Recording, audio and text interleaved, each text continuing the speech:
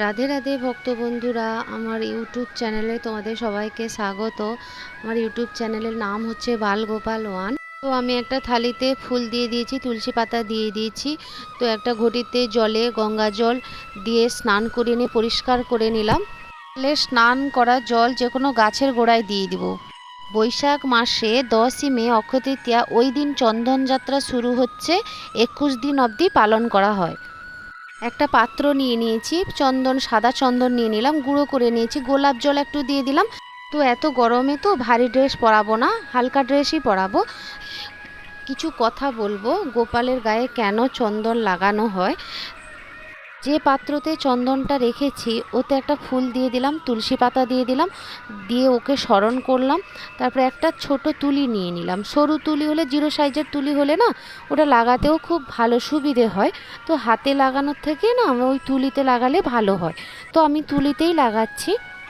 তো আজকে বলবো বন্ধুরা, চন্দন যাত্রা কেন পালন করা হয়।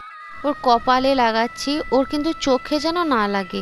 চোখে লাগাবো না, ওর চোখের সাইড থেকে নিচ থেকে চন্দনটা লাগাবো। দেখো বন্ধুরা, দেখলে বুঝতে পারবে। তো আমার ভিডিওটা ফুল ভিডিও দেখার জন্য সবাইকে ধন্যবাদ থাকলো।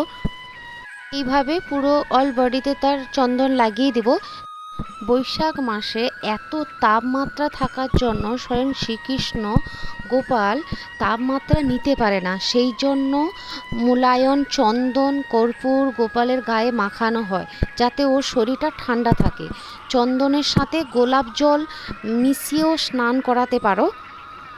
ওই দিন গোপালকে নতুন ড্রেস পরাতে হয়, ফুলের মালা, সব কিছু নতুন কিছুই গোপালকে পরাতে হয়।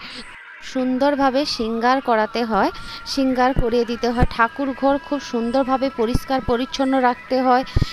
সেদিন সকালবেলা তাড়াতাড়ি সকালে স্নান করে ঠাকুর ঘরে এসে ঠাকুরের বাসন ফাসন পরিষ্কার করে নিতে হয়। সেদিন কিন্তু বাড়িতে নিরামিষই যেন রান্না হয়, সবাই যেন নিরামিষই খায়। পরিষ্কার কাপড় সেদিন পরবেন, বা যাদের কাছে নতুন কিছু ড্রেস আছে নতুন ড্রেস পরবেন। তো আমার চন্দন লাগানো হয়ে গেল। দেখো, চন্দনটা শুকাতে একটু টাইম দিতে হবে।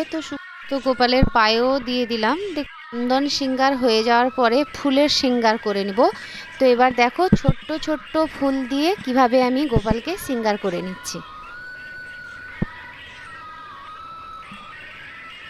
এই ফুলগুলো খুব দেখতেও সুন্দর লাগে, খুব ছোটও নয় খুব বড়ও নয়, খুব সুন্দর লাগে দেখতে। তো তার সাথে তো একটা তুলসী পাতা দিতেই হয়। রাধে রাধে।